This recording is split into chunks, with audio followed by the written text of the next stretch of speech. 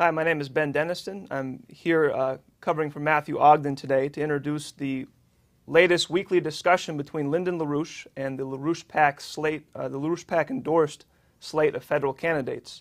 And so joining us today via Skype is Diane Sayer from New Jersey, Rachel Brown from Massachusetts, Bill Roberts from Michigan, and Keisha Rogers from Texas. And so with that, I will give it to Lynn to open up. As not unusual, today's proceedings are new and different than last week's proceedings. We seem to have good luck in that respect. We never become monotonous because we're always doing something new or forced to do something new or something new is being done to us. All of these good things are happening and going on. Now, the point I want to emphasize today, let's not exaggerate the importance of the coming elections. Because what's going to happen is if you over-concentrate on the coming elections, you may miss the big action. Because we're in the process of a general breakdown crisis of the system. And Obama and his position in the presidency is not presently secure. Now, we can't say exactly what's going to happen, but we can say with confidence that the position of Obama is not at this time a secure one.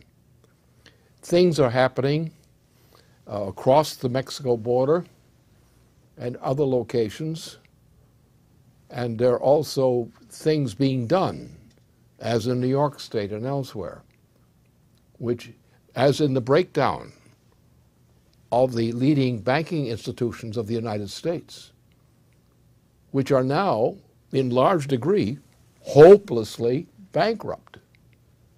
So what's happening is, while we are running on a nominal schedule of events in an election process, we're having a different kind of process is intervening and may actually override the electoral process. So what we have to do is think of ourselves as warriors in a war, in which you may be on a particular battlefield one day, and the next hour you may be on a different battlefield. But the point is that we represent a force of influence in the process of election under very unusual conditions. This is the first time, and certainly in a very long time, that the U.S. elections have been gripped by the degree of uncertainty which is true now. Nothing is guaranteed. For example, the entire U.S. banking system is ready to blow out, and they're not going to wait for an election schedule. They're not going to wait for that. So what we have to do, we have to think of ourselves as warriors in a war, a special kind of war. It's a war which occurs out of the terrain of a purported pre-election campaign. And anything almost can happen. So what is constant is not the certainty of the election process. What is certain is the fact that we're going through a global crisis beyond all previous imagination in your lifetime or the lifetime of most of us of previous generations now. That's what we are. So you have to go on what is superior. Superior is the crisis which threatens to blow out the whole election campaign or the effect of the whole election campaign. What is constant is the war we're waging and should be waging to deal with whatever we have to deal with in the coming weeks and immediate months. So we will campaign for election. We do it very seriously, and the better that we do it, the better we do it. But do not assume that the results of this campaign, the primary campaign, are going to determine the fate of the nation or even the fate of this election. Strange things can happen and are likely to happen. So what you do is, on the one hand, you run for your election campaign, and you do it in a normal, capable way. But at the same time, you're prepared for something completely different, something completely shattering, in terms of things. Take, for example, the border between Mexico and Texas on the one side and Mexico and Arizona on the other side. You realize that there now is a threat against Obama, an objective threat against Obama's election campaign. He may be forced, with others, to admit, or his official representative may be forced to admit, that the whole election campaign process, from the primary campaign, which brought Obama into office, to the present time, has an element of farce in it. And that farce can blow up on the facts about the drug problem across the border. That, remember, that Obama was pre-selected for his candidacy for running for president by a drug operation, a British-run drug operation. That the states of Arizona and Texas are doped up and have been doped up since that time. And you couldn't believe, really, almost any election that occurred in those states at the present time. Because the drug factor, which brought Obama into his precondition for running for president after the primary campaign, is so saturated with drugs. And now that drug operation is coming back to haunt the president and his attorney general, among others, right now. So you could have an unpresident very soon, a highly impeachable unpresident, and also an impeachable attorney general, whose operation here is not really clearly known, just known as very uncertain. Now, at the same time, you have another process going on. There's a sense that this whole system is coming down.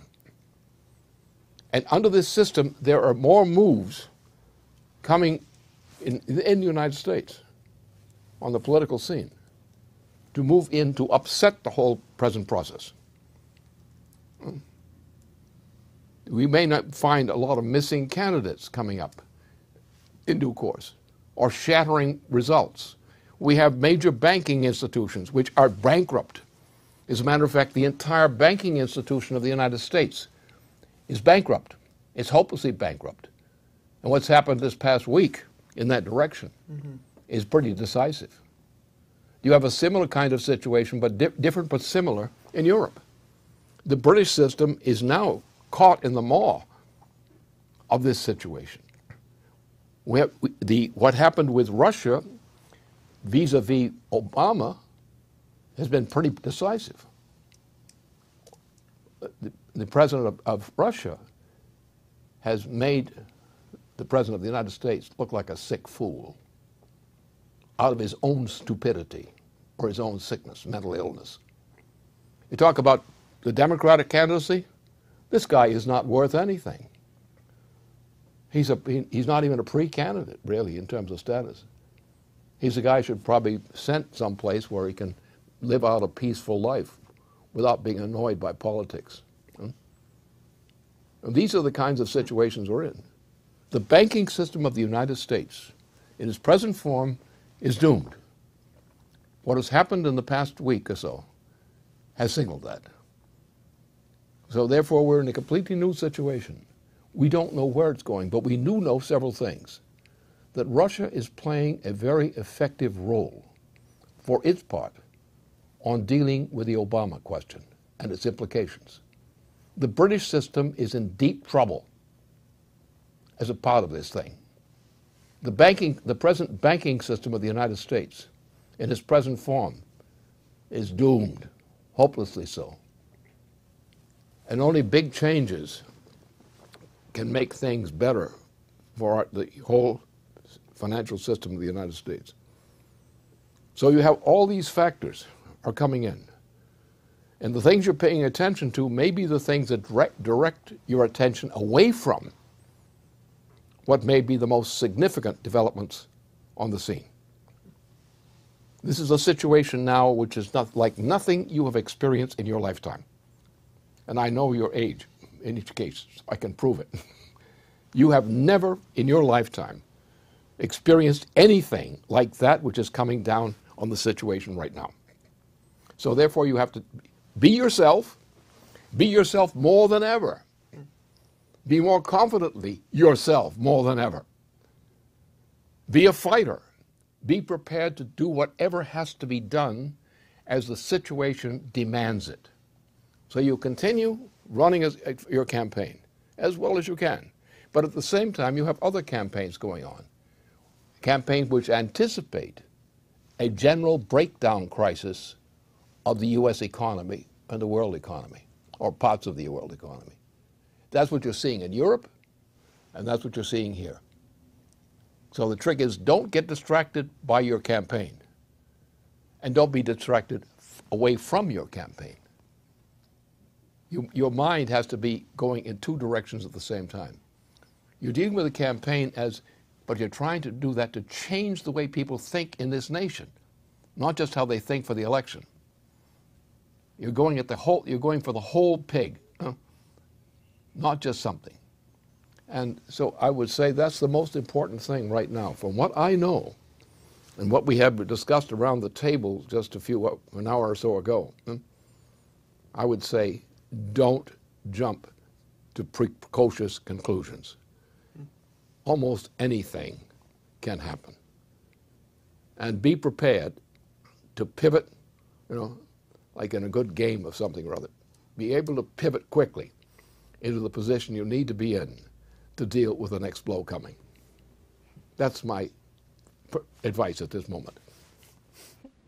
Well, Lynn, I'm really glad to hear you say that, because I think, and Keisha and I, whose primaries are both very close, feel this incredible tension between the pace of the election and the campaigning. Both of us are running against zeros, against Obama-ton put-up candidates who have nothing to offer whatsoever.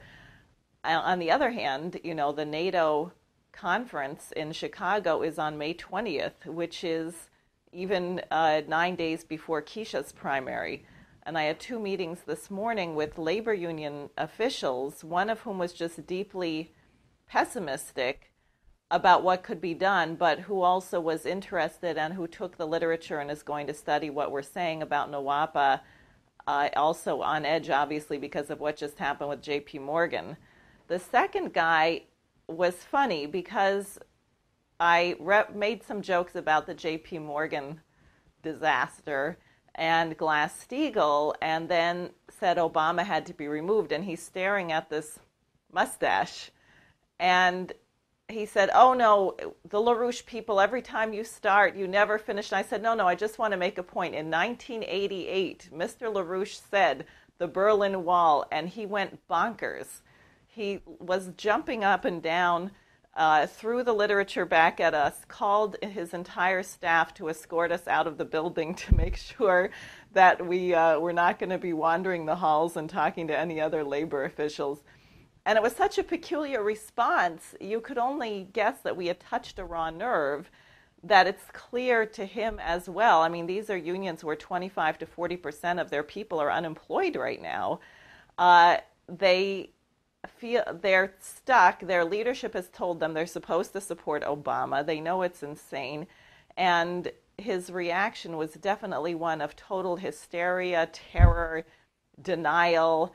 But it was definitely interesting that what I was trying to say was that we are in a revolutionary moment. There's nothing that you can assume that the world is going to look like 3 weeks from now.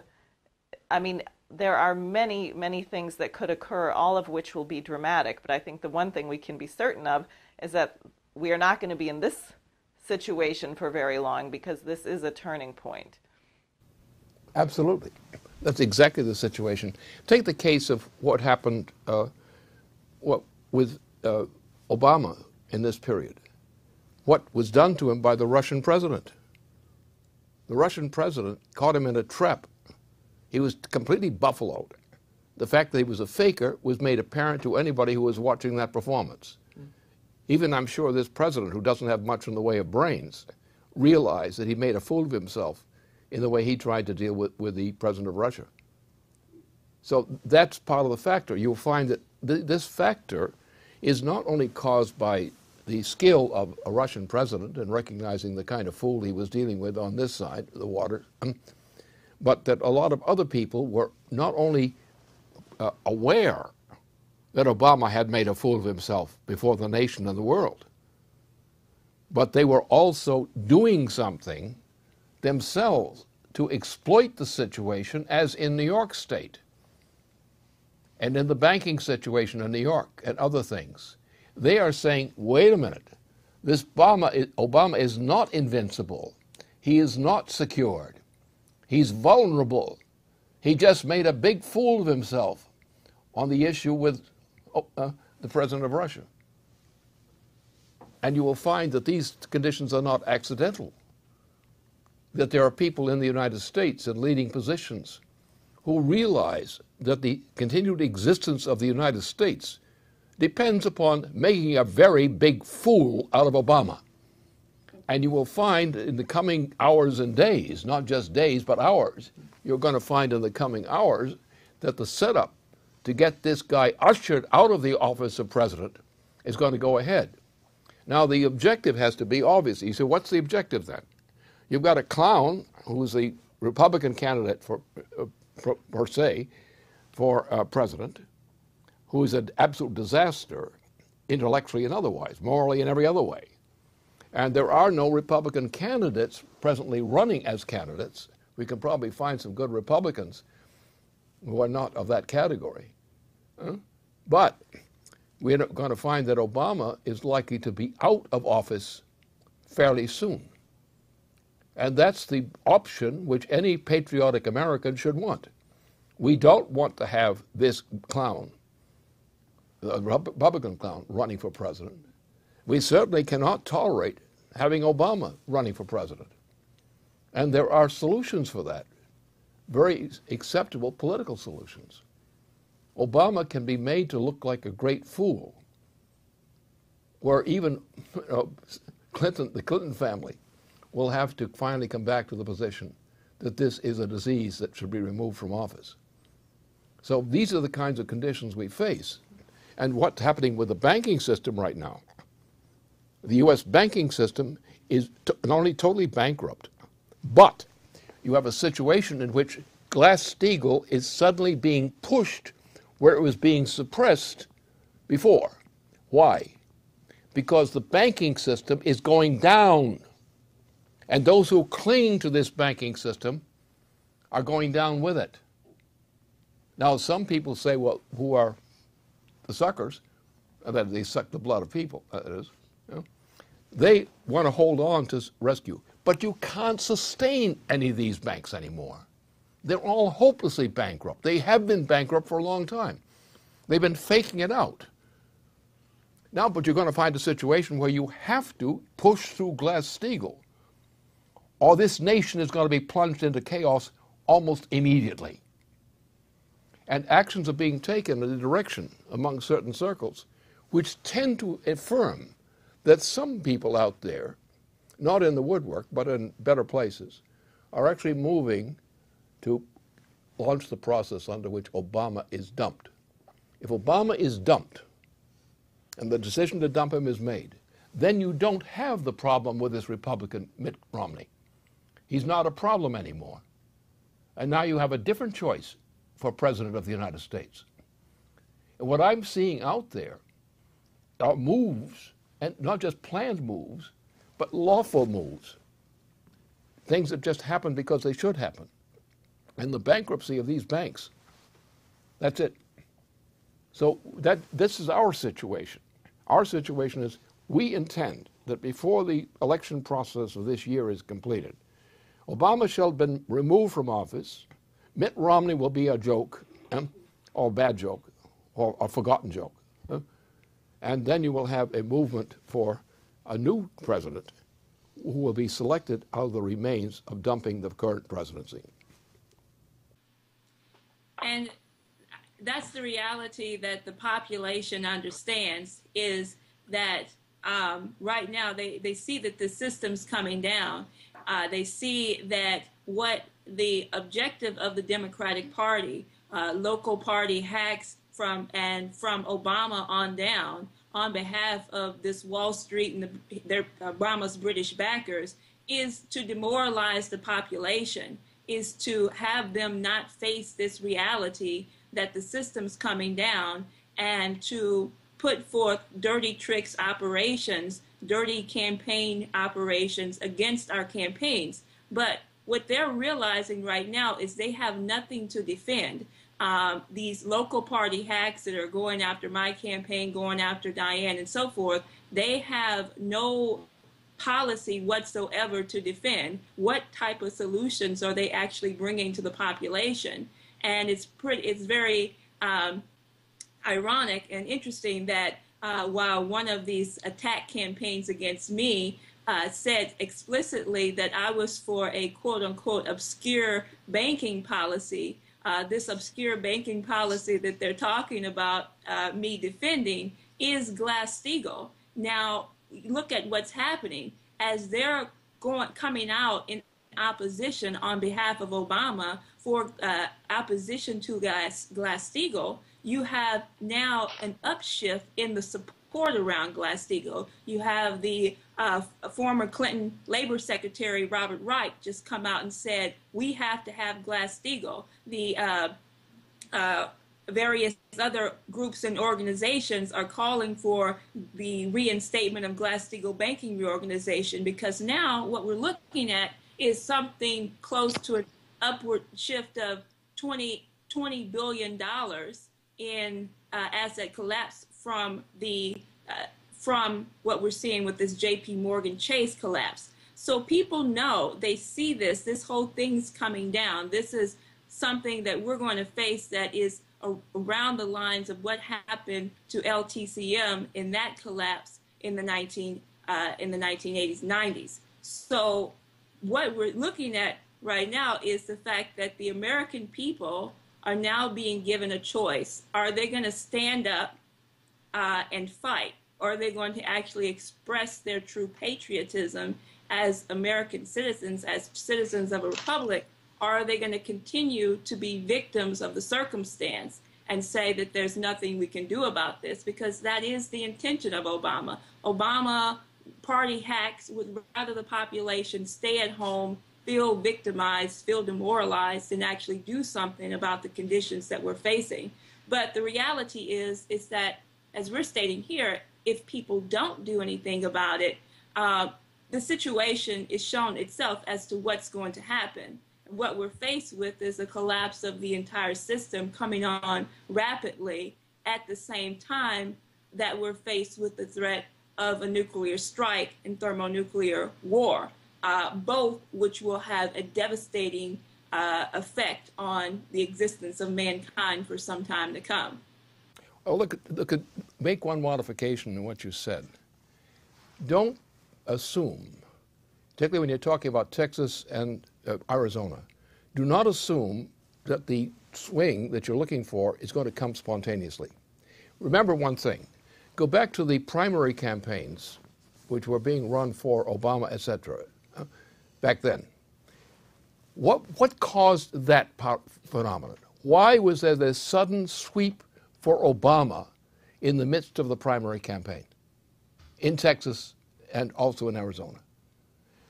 It was drug money, cross-border drug money operations, which the Attorney General of the United States is now under pressure on, and his indictment would be the elimination of Obama from the presidency. So you're not getting a spontaneous behavior among Texans, because Texas and Arizona are among the two most corrupted states in the United States. And the population feels the benefit of that corruption which they've received from the drug pushers.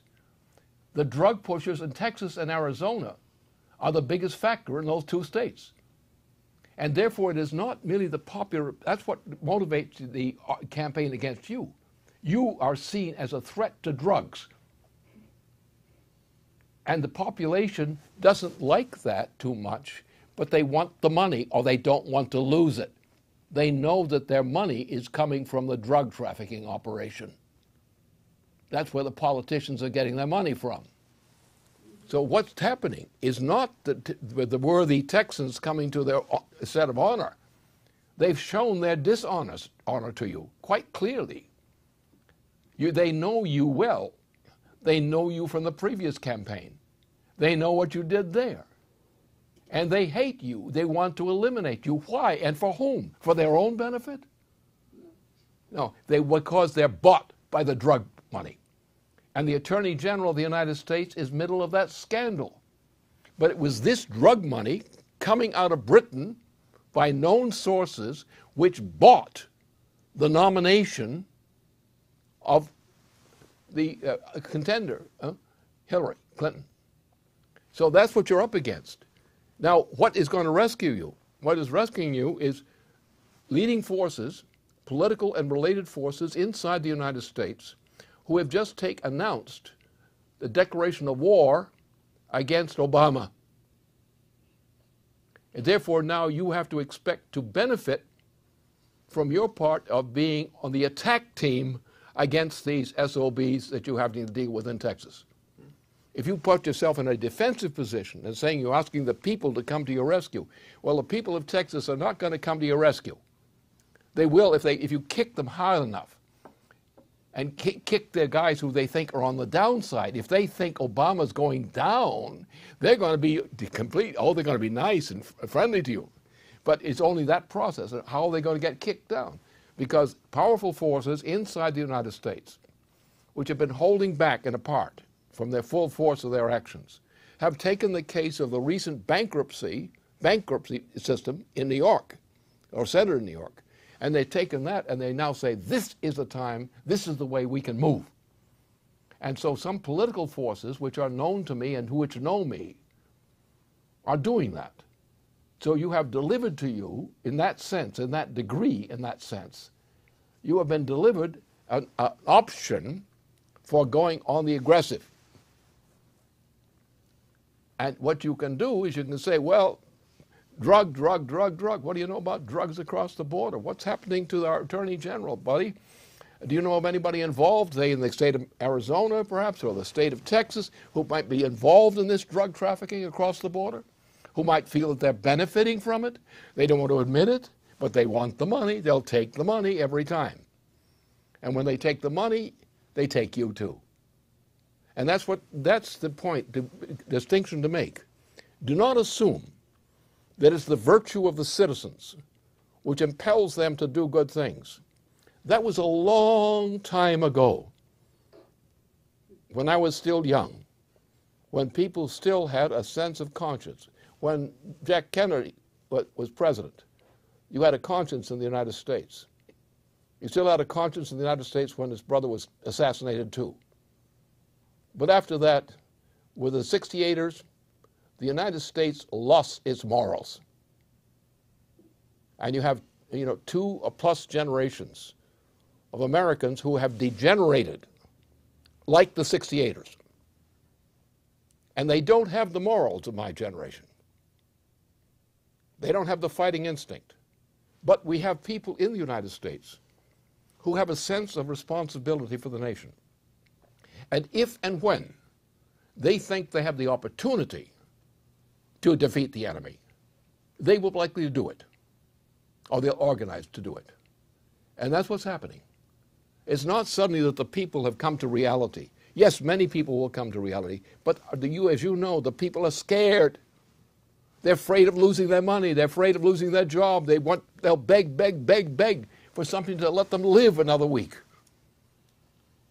The whole health care is still existing for them. They don't have a great self-confidence that they are the mighty constituency of the American people. They think they're the weaklings who depend upon kissing the butt of the people who cheat them. And they will continue to do that, like your Texas friends. They're so busy kissing the butt of their oppressors, they can't see the future. All they can see is that big butt sticking up in their face. And it's only when someone comes along and says, we can help save you, we're willing to save you, then they will get a little bit of courage. And that's the ugly reality about the American citizenry today. As I know very well from my experience, the present generation of Americans is very short on guts. And the reason they're short on guts is because they don't believe anymore that they have rights that they can assert. They will they will bully people who they think are weaker. They will join in bullying people who they think are vulnerable. But they won't fight an honest fight for an honest cause so easily. Only a few people will do that. And the good thing now is that some people in leading positions in various states and in the federal government are now preparing to take this nation back.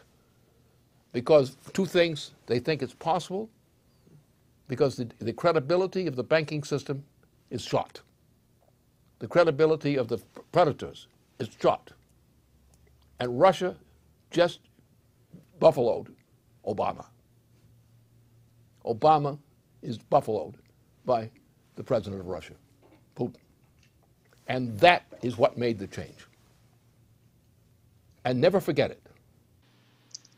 Right, we had these two things coming out in the recent period around what you're saying, Lynn, with the announcement with the actions of Putin, and also the interview by Walter Jones on our website, where he was saying that exact thing, that he's doing his part, he's laying impeachment on the table, and that the American population has to know their role in pushing Congress. Because in a sense, I mean, now you have a congressman doing part of what it needs to be done. It needs to be more, but part of what needs to be done, the population, now that they see that, there's really no excuse not to do something and not to fight for these policies.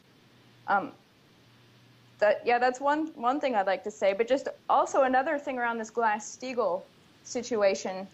Although it's great that people are discussing Glass-Steagall now, I think they'll find very quickly, as you've been mentioning, that if you get Glass-Steagall through, that's not enough.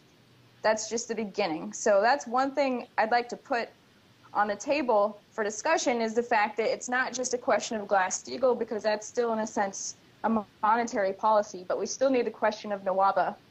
And what we're also finding in the unions is Diane found this morning, and we found a bit throughout the weeks, is that there's definitely a bit of this drug money going through the unions. And I think the question of NWABA in that context should be brought up as well. Look at the situation, the way you pose it. What's the situation? What has happened? What has happened is the recent banking crisis in the United States in itself, and it's also developing in Europe. The French election is also a factor in this whole thing inside the United States. The Russian factor is very important. The Putin factor is very important in this whole process, because Putin faced down the President of the United States. The assumption in the United States among the population is that the President of the United States is the most powerful person on the planet because he is the President of the United States and represents, therefore, the weapons and other systems and so forth that people in the United States depend upon. It was demonstrated to them that that is not true. But the real thing was, where did the Glass-Steagall fight come from? The recent phase of it. It came from leading politicians, including Democratic Party politicians inside the United States.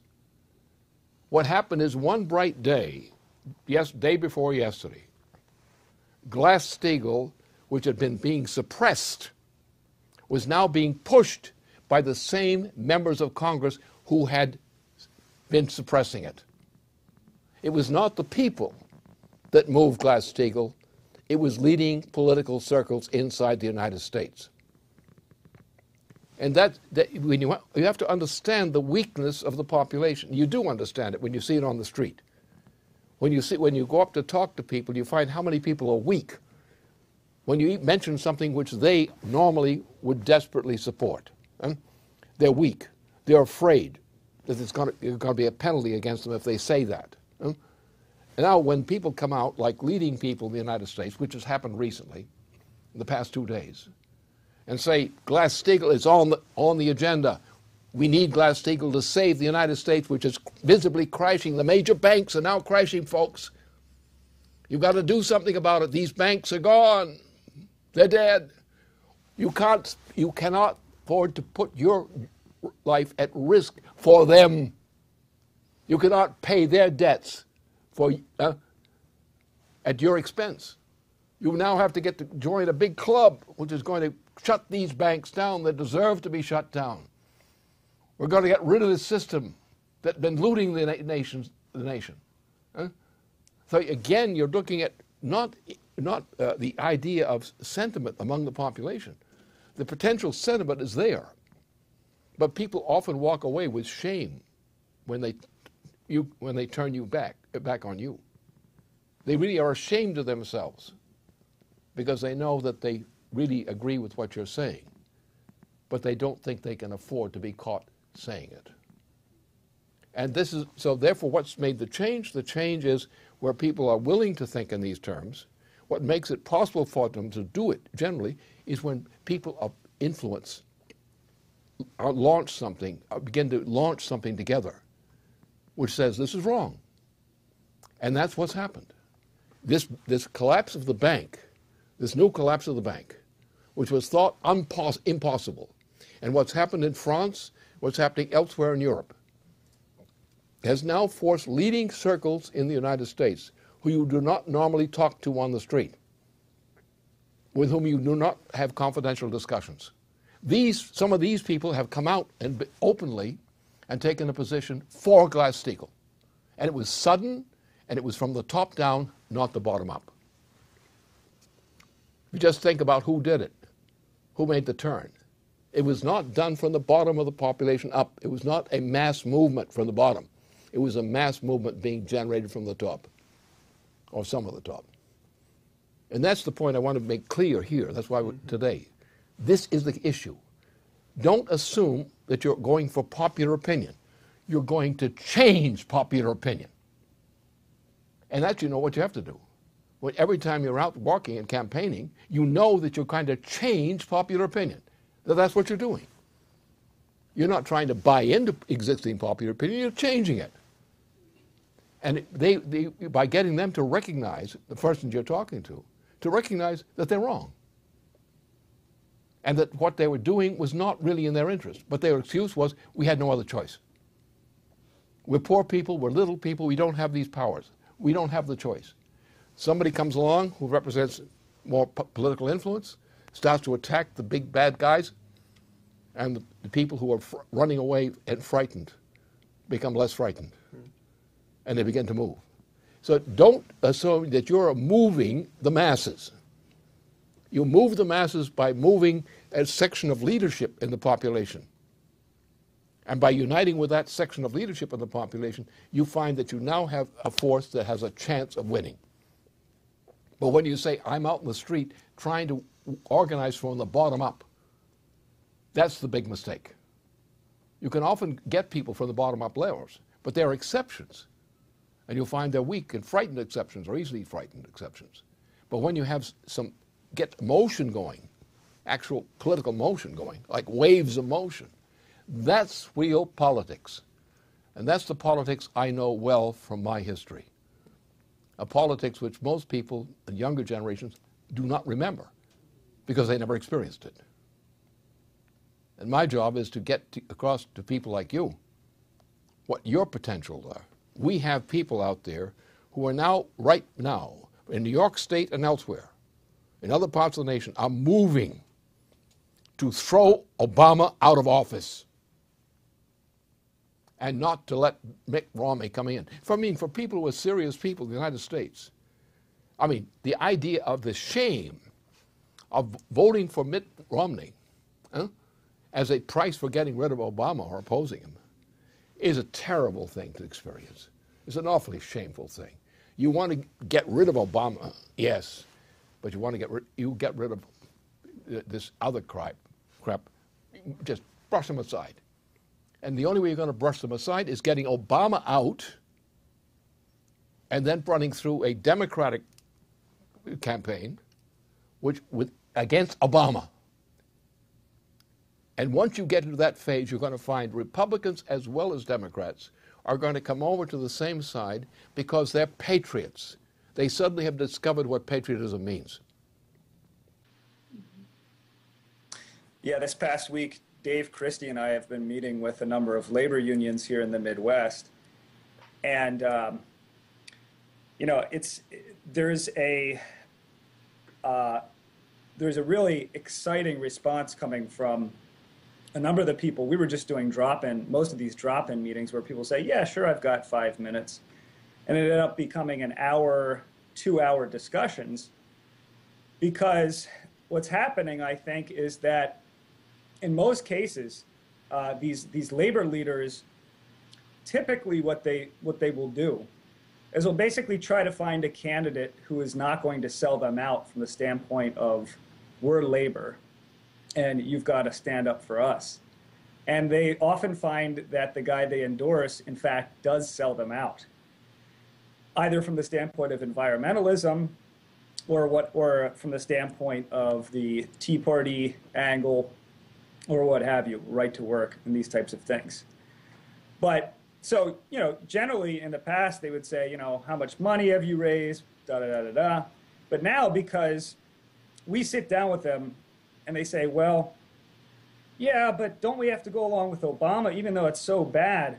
And you know, you're not going to really change things all that soon. And when you make it clear, look, there's a number of things that are really bad or could be really good that are more like that could happen very soon. And you know, the idea of having someone different run for president that's not on there is, you might think that's unlikely, but if you take the scenario, if you take what's happening with the breakdown of the euro, if you take what's happening in Russia, and all of a sudden in their mind, they get the sense that there is, that you have to fight for principle right now. And we were getting a number of things that are just indications that people were kind of testing the waters and saying, okay, maybe now it is time. Maybe it's time for, you know, LaRouche guys in the Congress, is what one guy said. Another guy said in response to NWAPA, he said, well, you know what? This country's been going the wrong direction so many years that I don't care if anyone in my labor union sees a dime from the construction of NWAPA. We got to do this because it's the right thing to do, and we need it for the country. So I think this revolutionary potential is there, and it is in this. I'm fighting in this principle over party type of response. Yeah. Yes. Well, that's what this kind of atmosphere creates. The potential exists as a form of tension. What you privately believe, what you privately feel. That's one thing. Do you dare express that publicly? Do you dare express that as pushing your friends and neighbors to join you in that, arguing for it? And that's where the weakness comes. And right now, everything has been dumped in our lap. The opportunity has been dumped now. We have the opportunity to express it now. If we don't do it now, we may lose that forever. And losing that forever may be losing the human race forever. That's where we are. Because that's what the enemy offers. When somebody says they're going to reduce the human population from 7 billion people to less than 1, and you think and you understand what that means, you're talking about the extinction of the human species. Now, I can understand why the British monarchy would believe in that, and some other people would believe in it. I understand why they do that. Very few people understand that. I understand that very, very well. But for ordinary people who don't understand this kind of politics and what the motives are, this is simply a matter of, I have to accept defeat. I have to accept whatever happens to me because I'm too weak. I don't have the strength to fight these guys. And it's when some of us come along and have the guts to take these guys on and take them on under the right circumstances when presented to us that we have a chance of winning. We now have given to us a chance of winning if we don't goof it up. Well, I wanted to go back to this point you were making, which I think is very important, on disposing of popular opinion. And I think one of the first steps in thinking about that is how we organize ourselves around this question of Glass-Steagall. Because now that you have more people who are coming out for Glass-Steagall, I mean, it can become a popular issue if the next crucial step is not taken. You know, most people say, okay, Glass-Steagall is enough. It's not a silver bullet. Glass-Steagall, as we were discussing before, has to be accompanied by the return of a national banking credit policy. And one of the things that I found interesting in terms of some of the debates and discussions I've been having with people, particularly on some of the radio shows that I've been on, is you see how corrupted people have been with popular opinion with this belief, and people will fight to the T on this belief in Van Buren and Andrew Jackson and the Austrian school, and just say that, you know, Hamilton was nothing but a British agent. And, you know, this is not just a political debate, but this is what this is what people are forced to believe, and they don't have a sense of the history in terms of this was a real fight against this whole question of monetarism. And so that's what you're really dealing with, and that's what we're dealing with in terms of destroying this British Empire. And so now dealing with the question of going against popular opinion really has to be, how do we get even the leadership that's now coming out for Glass-Steagall and the population who seems to understand the need for this to take up that next step, that next fight. Take the case of where you had this little operation against you in that, you know, the El Cap scene kind of in Texas. That with these, what were these people talking about? They didn't represent anything of any value to human beings. They didn't advocate anything that is human. They were simply saying, we are going to destroy you. And we're going to do it because our buddies and I want us to do it. Mm-hmm. What's that? It's like a gang rape operation, isn't it? There was no morality there whatsoever. There was nothing human about these people. That whole crowd, I witnessed that thing. I watched the thing, you know, it was on the television program. I saw these people. These people were not human. They may have been human in some respect at another time, but on that occasion, they were not human beings. They were something much less than human beings. And anybody who looked at them should have been in horror that such people should live in the state of Texas. They should be so ashamed of that. They should run around crying, or mea culpa, that I even associate with people like this.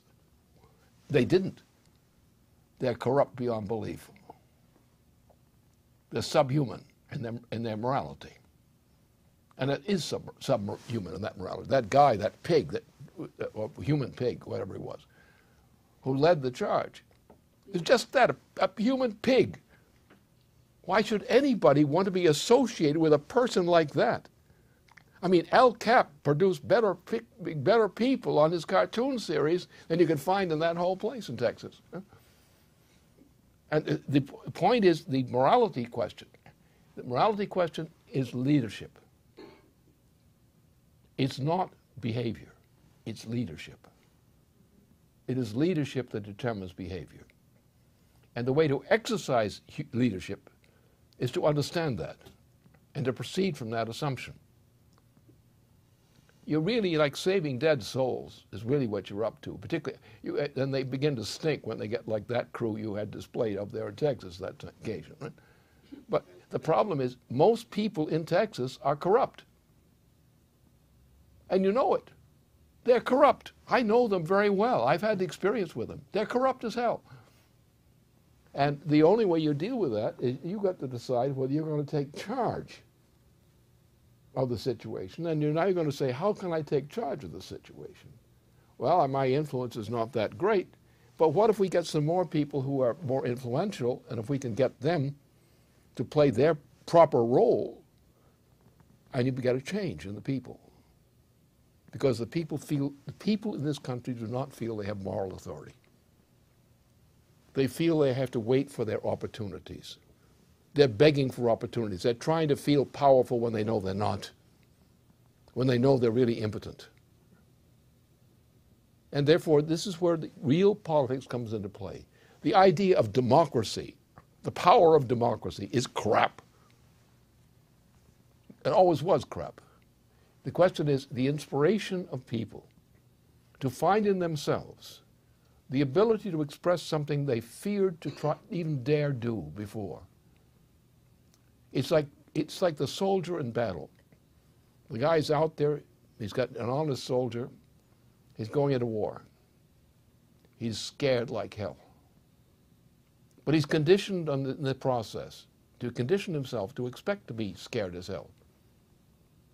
And by understanding that he's potentially is scared as hell, he loses that fear. He doesn't lose respect for that fear. But it says, wait a minute, there's some things in this life which are too precious to be allowed to go wrong. And I'm one of the people, I've got a life, I'm going to die eventually anyway.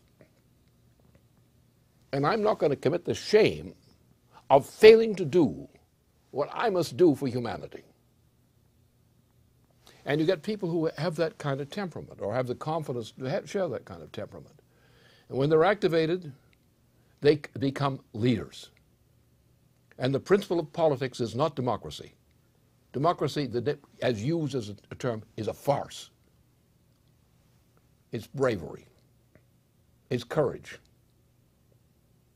It's love of mankind. It's loyalty to the human species. Saying, I'm willing to put my life at risk. I don't want to put my life at risk, but I'm willing to do it if I have to for the sake of humanity. And people who have that quality are called leaders. People who do not have that quality should not be called or regarded as leaders. And it's the authority of being a leader that you're willing to put your life on line to get a certain result that's necessary. Not that you want to throw your life away, but you have a purpose in your life, and your loyalty is to that purpose in life. Those people are leaders. People who do not think that way are not leaders. And leadership, success in society, our system of government, does not depend upon popularity. It does not depend upon these characteristics. It depends upon leadership. Benjamin Franklin, all the leaders of society. Look at the history of mankind. What do we mean by a real leader of society who meets the qualification I've just described? That's a leader. And what we depend upon is not democracy. We depend upon that quality of leadership. Now, people in society who have more guts, more devotion to reality, more devotion to humanity than other guys, those guys are leaders. Those who do not have that quality are not leaders. And they will betray you every time when they get scared. So don't consider them leaders. Don't consider them as, the people who are all-powerful people. That's where they get the Jackson phenomenon. That's the Andy Jackson problem. And the United States, and Texas in particular, is full of that stuff. Yep. And I remember the Trail of Tears that Andy Jackson helped do, because they had a bunch of Cherokee Indians, and the Cherokee Indians were well educated, and they lived in a certain part of the southern states. They had their own language, they had their own schools, they had their own cultures, and they wanted to pull black slavery into that area. That's what they wanted to do. So how'd they do it? Andy Jackson helped that. And the Trail of Tears is how that was done. And the spread of slavery in the United States, in the southern states in particular, the Deep South so-called, was done exactly by Andy Jackson and company that way. And if some people talk about Jacksonian democracy, well, Jacksonian democracy is what this country has less need of than anything else. We don't need Jacksonian democracy, never did. We needed people with guts and courage and loyalty and care for humanity. That's what we needed, and that's what's come through for us every time we've won something. And that's the thing we have to understand in this election campaign. You're not begging for votes. You're kicking the shit out of anybody who isn't worth voting for. Well, that is what we saw with Walter Jones just on that interview. I was very struck. You could tell that he feels personally responsible for every life lost in these unconstitutional wars. And when you know that you're putting that yourself, your actions are the thing standing between life and death for a few people or billions of people, then if that's something that's really in your gut, then you will conduct yourself in a way that reflects that. And I think that's what you've been challenging us to do as a presidential slate and not a group of congressional candidates. And I think you will do fairly well, but a little encouragement helps. I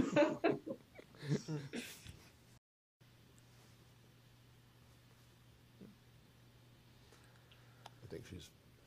Sure. So unless there's anything else, that sounds like a very high-level note to end on and some very clear marching orders for the week. And we'll definitely see what comes over this week and see where we're at next week. So Good. Thank you, Lynn. Thank you, guys. Thank you. Thanks.